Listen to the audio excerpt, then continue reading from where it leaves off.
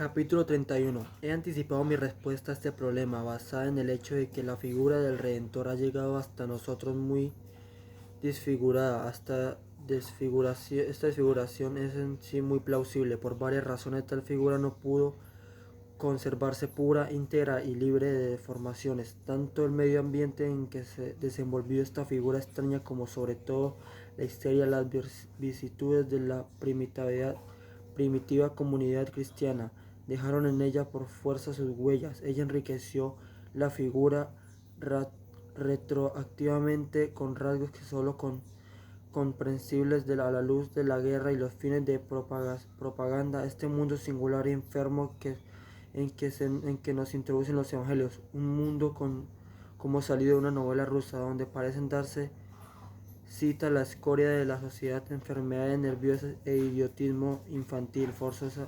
Forzosamente vulgarizó la figura. En particular, los primeros discípulos tradujeron un ser que flotaba en un todo, en símbolos e intangibilidades, en su propia idiosincrasia torpe para comprender algo de ella. Para lo mismo existió la figura posteriormente a su adaptación a formas más conocidas: el profeta, el Mesías, el juez futuro, el moralista, el taumaturgo. Juan Bautista, otra persona, ocasionó para entender mal la figura. No subestimemos por último el properium de toda gran veneración, sobre todo de la sectaria. Borra ella toda en el ser venerado los rasgos y características originales, con frecuencia penosamente extraños, no los advierte siquiera. Es una lástima en que, en contacto con el más interesante de todos los decadentes, no haya vivido un Dostoyevsky.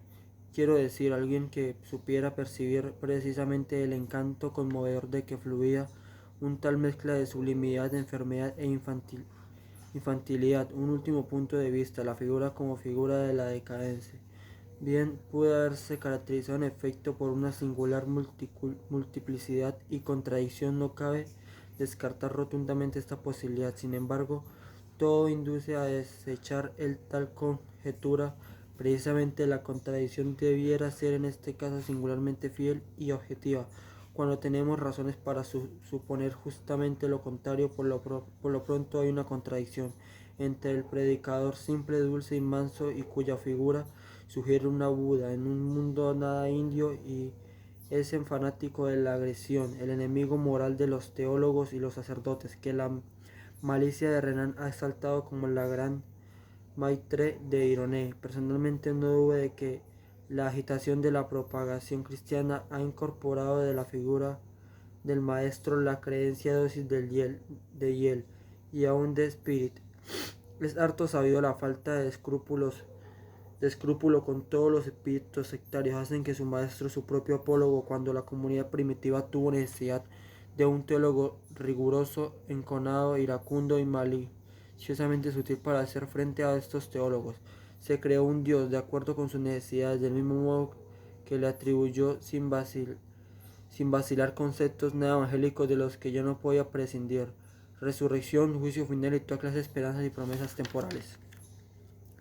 Capítulo 32. Me opongo, repito, a que se incorpore la figura del Redentor. El fanático, la palabra imperieus usada por Renan basta por sí sola para anular esta figura. La buena nueva consiste precisamente en que ya no hay un antagonista y contrastes, que el reino de los cielos es de los niños. La fe aquí se manifestó, no es una fe conquista en lucha, sino que está ahí desde un principio. Es como si dijéramos una infantilidad plegada sobre la esfera de la espiritualidad. Los fisiológicos, por lo menos, tan familiarizados con el caso de la pubertad retardada y no desarrollada en el organismo como consecuencia de la degeneración. Tal fe no odia, no censura, no se resiste, no atrae la espalda, le es totalmente ajena a la idea de que pueda llegar a separar. No se prueba a sí misma ni por milagro, ni por premio y promesa, ni menos por la Sagrada Escritura. Ella misma es en todo momento su propio milagro, su propio premio, su propia prueba, su propio reino de Dios. Esta fe tampoco se formula, vive, se opone a las fórmulas, por cierto, que le das contingencia del medio de las lenguas y de los antecedentes. Las intelectuales condicionan determinado círculo de conceptos. El primitivo cristianismo maneja exclusivamente conceptos judeo-semíticos, por ejemplo, el cometer y beber en el caso de la comunión, este concepto del que la Iglesia, como todo lo judío, ha hecho un gran abuso. Pero cuidado con ver en ellos más que un lenguaje simbólico, una semiótica, una ocasión para expresarse a través de alegorías, precisamente el que ninguna palabra suya sea tomada al pie de la letra. Es la condición previa para que ese antirrealista pueda hablar entre los indios. Se hubiera servido de los conceptos del Sangya entre los chinos de los Lao Tse, sin notar la diferencia con cierta tolerancia de la expresión. Se pudiera llamar a Jesús un espíritu libre. No le importan las fiestas, la palabra mata, todo lo fijo mata. En el concepto, la experiencia, la vida, como él nos conoce, son contrarios a todas las palabras, fórmulas, leyes, creados y dogmas. Él solo habla de lo más íntimo, emplea los términos vida, verdad o luz para expresar lo más íntimo. Todo lo demás, toda la realidad, toda la naturaleza, hasta el lenguaje tiene para él tan solo un valor de signo, de alegoría. Hay que cuidarse de no caer en un error en este punto, por grande que sea la seducción inherente al prejuicio cristiano, es decir, eclesiástico. Tal simbolismo por excelencia está al margen de todos los conceptos de culto, de toda su historia, de toda ciencia natural, de toda emparia, de todos los conocimientos, de toda política, de toda fisiología, de todos los libros, de todo arte. El saber de Jesús es precisamente la locura pura, ajena a que hay efectivamente cosas así. No conoce la cultura ni por referencia, no tiene por qué luchar contra ella, no lo niega. Lo mismo se le aplica al Estado, a todo el orden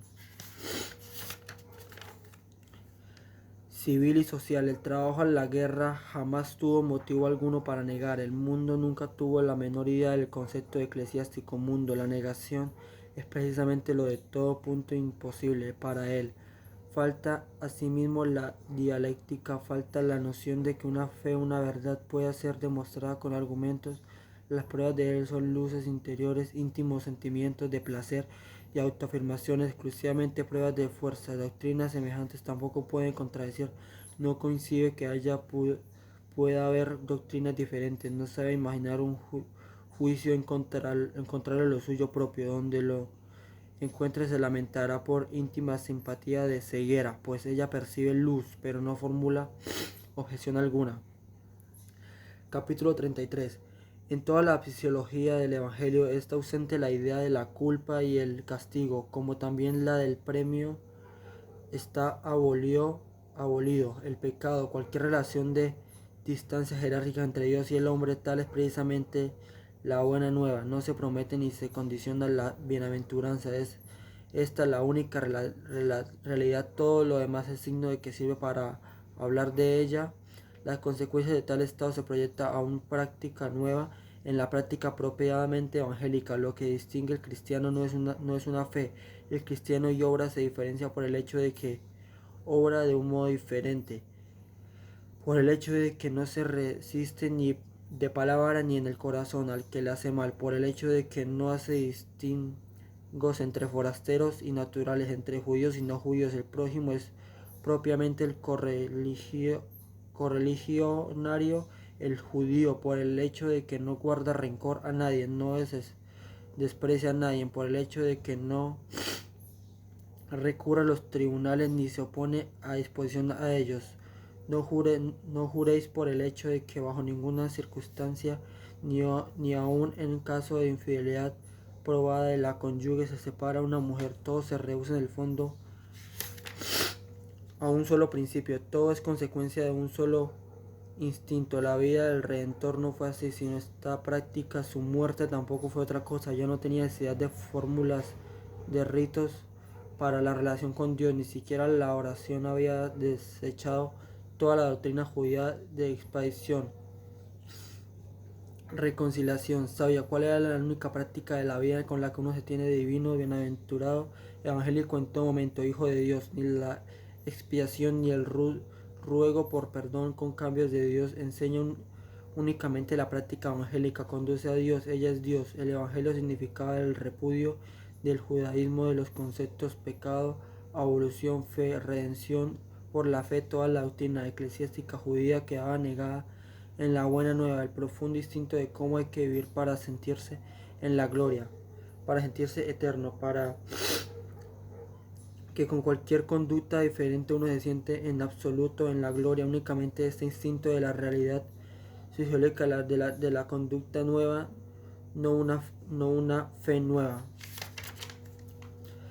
Capítulo 34. Sí, yo entiendo algo de ese gran simbolista, que tomó exclusivamente realidad interiores como realidades, como verdades, que entendió todo lo demás, todo lo natural, temporal, especial e histórico, solo como signo, como oportunidad para expresar por vía de la alegoría el concepto hijo del hombre. No es ninguna persona concreta que pertenece a la historia, ningún hecho individual y único, sino una facticidad eterna, un símbolo psicológico emancipado de la noción del tiempo. Lo mismo reza y en el sentido más elevado para el Dios de ese típico simbolista para el reino de Dios, el reino de los cielos. Nada hay tan anticristiano como los burdos conceptos eclesiásticos de un Dios, como una persona de un reino de Dios que vendrá de un reino de los cielos, más allá de un hijo de Dios, segunda persona de la Trinidad. Todo esto es absolutamente incompatible con el Evangelio. Es un cinismo histórico mundial en la burla del símbolo, aunque es evidente lo que sugiere el signo padre e hijo. No resulta igual para todo el mundo.